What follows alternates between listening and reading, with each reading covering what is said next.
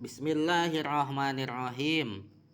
Wa ammaman jeung anapon ari jalma utia anu dibere itu jalma kitabahu kana kitabna si jalma waro adohrihi kana tukangen tongong si jalma atawa dina tukangen tongong si jalma.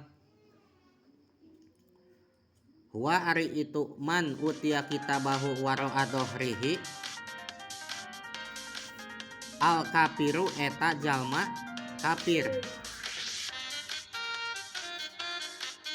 Tugolu dibelenggu ke naon yumnahu leungeun katuhu nasi jalma pi unukihi ila unukihi kana punduk nasi jalma wa tuja'alu jeung dijadikeun naon yusrahu leungeun katuhu nasi jalma waro adohrihi kana tukangen tongong si jalma payahudu maka nyokot itu si jalma bihaku yusro kitabahu kana buku catatan amalna si jalma. Surat Al-Insyikok ayat 10 bercerita tentang jalma kafir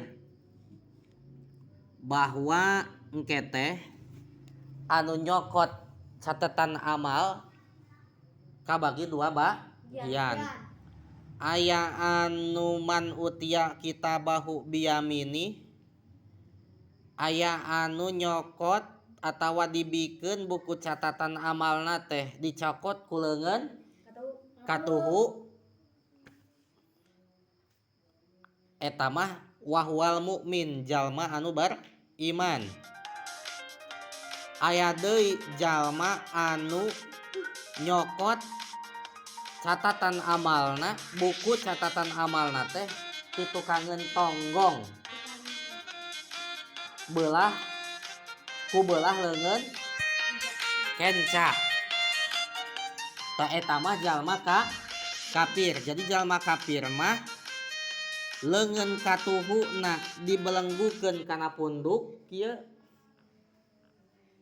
terang dibelenggukeun kieu tadi belenggukeun kana punduk kieu tuluy leungeun kencana ditukangeun tongong cik sapertikeun kumaha leungeun katuhu dibelenggukeun kana punuk kieu ditalikeun beunang kana punuk leungeun kenca kana tukangeun tonggong.